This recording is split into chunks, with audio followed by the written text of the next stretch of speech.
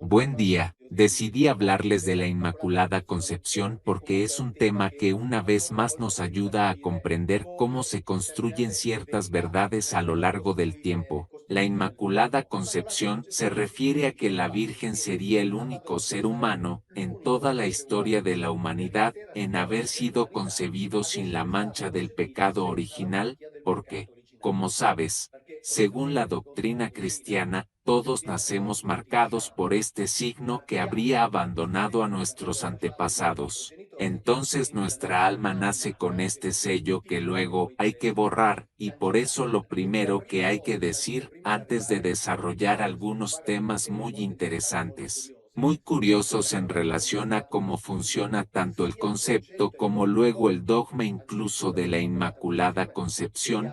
Primero mira cuál es este pecado original. La doctrina nos lo explica como el fruto negativo de la desobediencia de Adán y Eva, quienes habrían evitado cumplir la orden dada por los Elohim que mandaron en el Gan Eden, que era la orden de no acercarse a cierto árbol. Eva lo hace, ya he hablado de esto en otros videos, y por eso no volveré a la concreción de lo que pasó, y estos adamitas, es decir Adán y Eva, son retirados del Gan Eden, que es el llamado paraíso terrenal.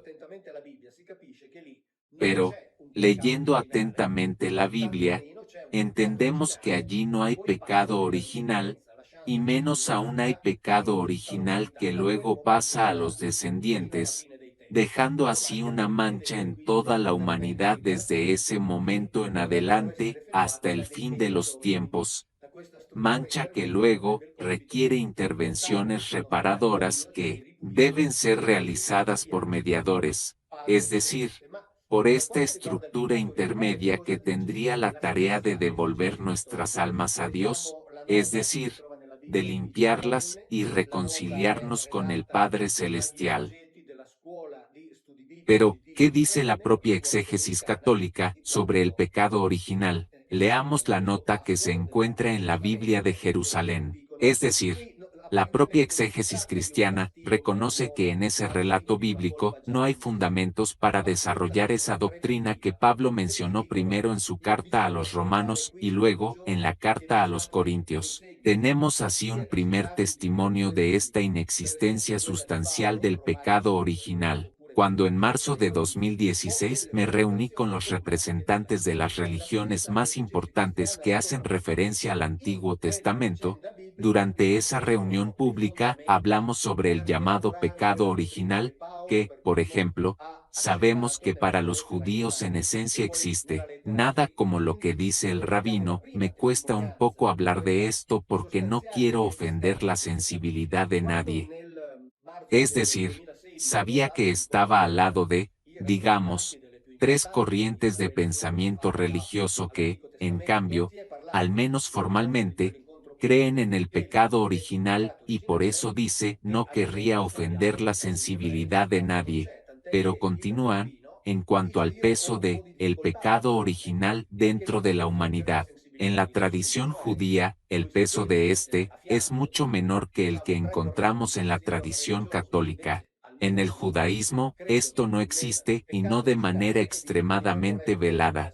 Digamos que fue muy alegre al expresar su opinión. Mucho más peso, y de manera sorprendente, fueron los teólogos pertenecientes al catolicismo, al cristianismo sobre todo, si al cristianismo protestante reformado, quienes en cambio, para mi sorpresa, debo decir, dijeron esto. Por ejemplo, el estudioso bíblico protestante dijo, entre Génesis 3, el relato de la historia, y Romanos 5, es decir, la carta de Pablo donde el apóstol Pablo dice que por un hombre la muerte entró en el mundo.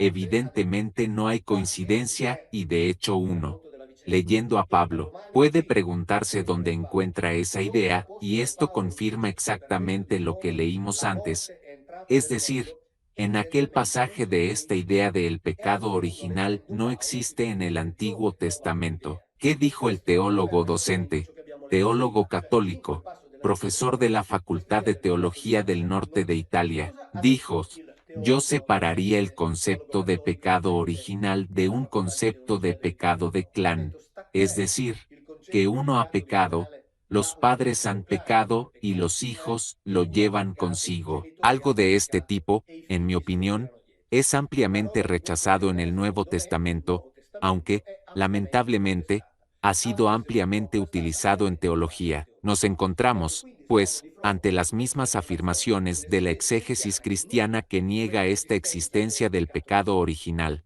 Y entonces, ¿cómo Pío IX proclamó siquiera el dogma de la Inmaculada Concepción de María en la bula Ineffabilis Deus en 1854? La Inmaculada Concepción de María, proclamada dogmáticamente, significa que María es la única persona en el mundo que nace sin la mancha del pecado original. Pero si la mancha del pecado original no está ahí, ¿qué dogmatiza este dogma? En mi opinión dogmatiza la nada, porque todos nacemos sin la mancha del pecado original, por suerte, pero la Iglesia, después de largos siglos de contrabajo y pensamiento, sintió la necesidad de hacer esta afirmación dogmática, es decir, indiscutible, la Virgen es la única que no tiene pecado original. Pero si todos sabemos que el pecado original no existe, todos sabemos esto cuando estudiamos con la mente serena,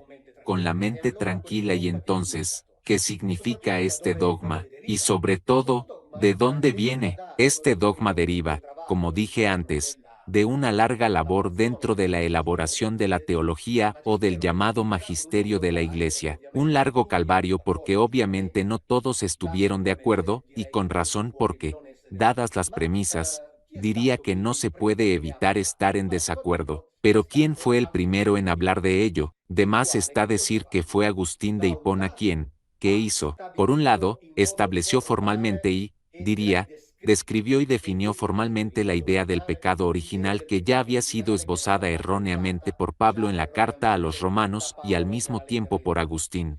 En uno de sus tratados, dijo que la Virgen es inmune a ello, mientras que todo el resto de la humanidad, como él la define, es una masa maldita. Entonces, es una visión realmente negativa y pesimista de toda la humanidad.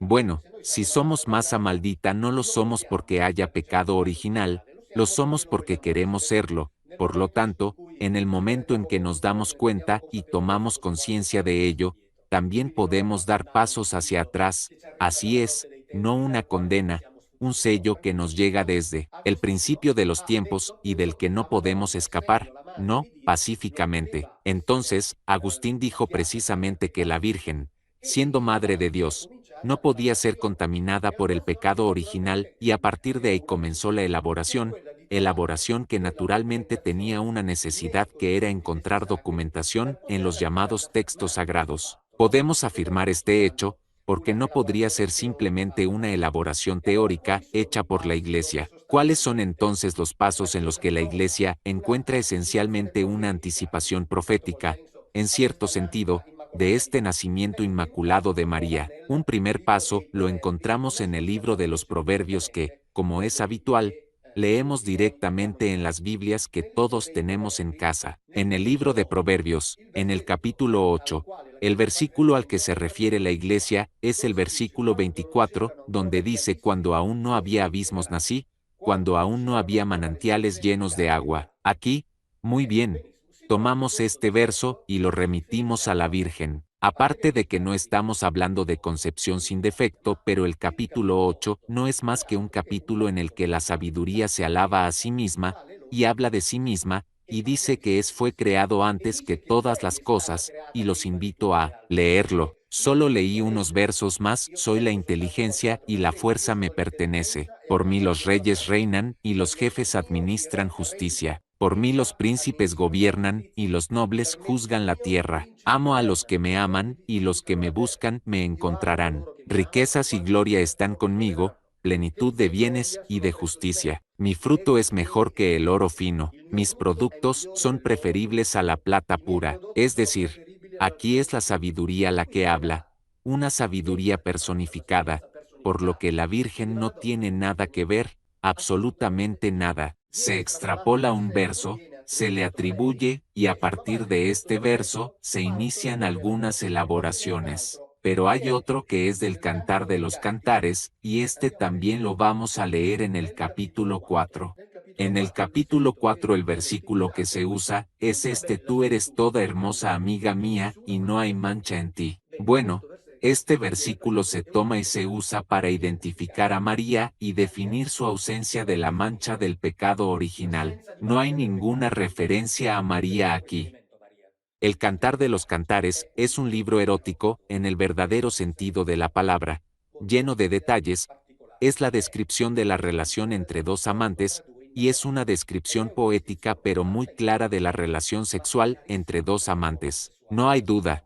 Luego fue interpretado como una representación alegórica del matrimonio entre Dios y la nación de Israel. Luego, cuando se creó el cristianismo, el Cantar de los Cantares fue interpretado además como, nuevamente aquí, la representación alegórica del matrimonio entre Dios y la Iglesia. Nada de esto, nada de esto. Estamos, miren sin ir más lejos.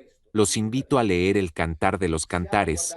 Es hermoso, una obra poética, una obra eróticamente poética, o poéticamente erótica, pero siempre me quedo en el capítulo 4, el que sirve para definir la ausencia de mancha en la Virgen. Entonces el verso que repito es: eres completamente hermosa amiga mía, y no hay mancha en ti. Has herido mi corazón, mi hermana, mi esposa, has herido mi corazón con solo una de tus miradas, con solo una joya de tu collar, tus capullos, el néctar gotea de tus labios, oh novia, miel y leche están bajo tu lengua, y el olor de tus vestidos es como la fragancia del Líbano. Jardín cerrado eres, hermana mía, esposa mía, jardín cerrado, fuente sellada. Tus brotes son un paraíso de granada con los frutos más exquisitos, chipre con nardo, nardo y azafrán, caña aromática y canela. Y ella responde: despierta, Aquilón, y ven,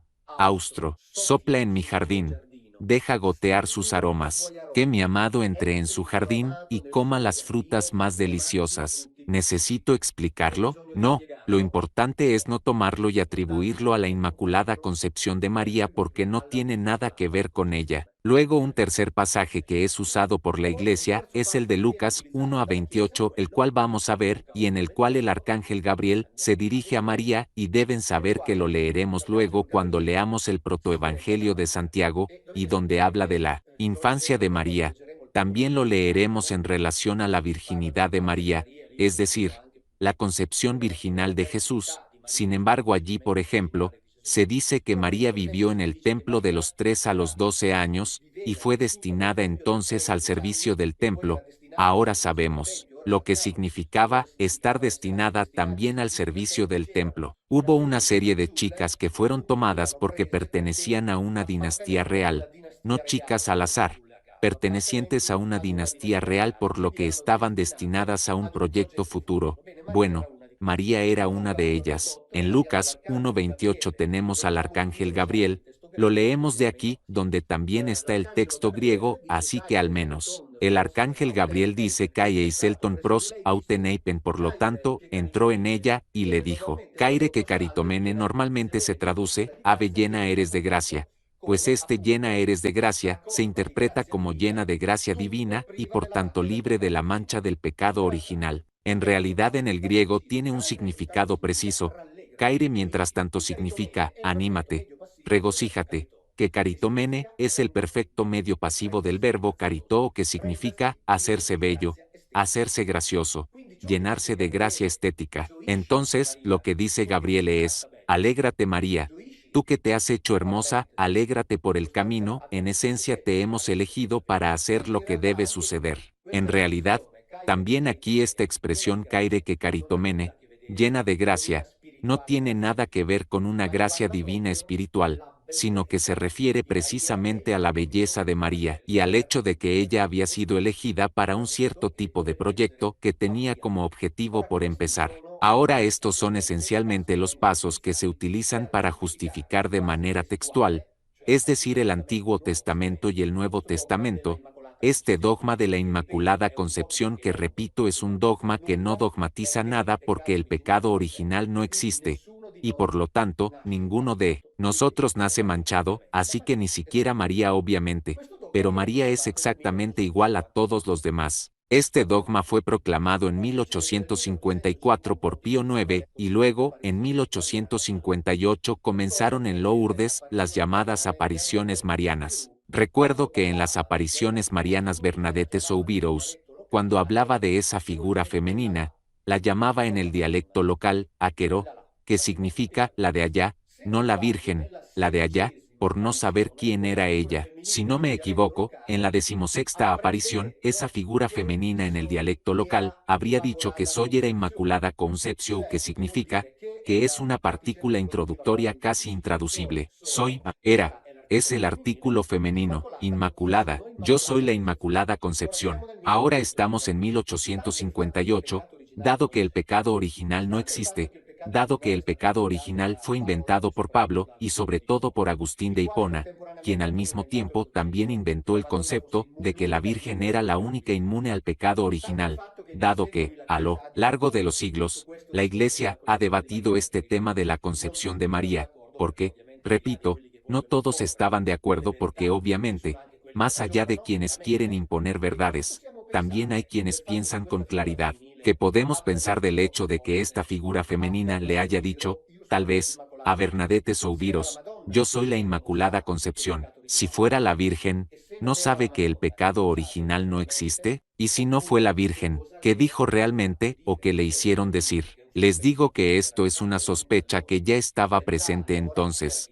O sea, ya entonces había quienes decían que esa niña estaba siendo manipulada, y que a esa niña la hacían decir, o, mejor dicho, a través de esa niña, se hacía a esa figura femenina decir cosas que, tal vez, esa figura femenina no había dicho. Digamos que la sospecha es al menos legítima también porque, por pura coincidencia, digamos que en 1854 se proclamó el dogma de la Inmaculada Concepción, y en 1858, casualmente, la Virgen vendría a confirmar la validez de este dogma que, como ya he dicho, no dogmatiza nada.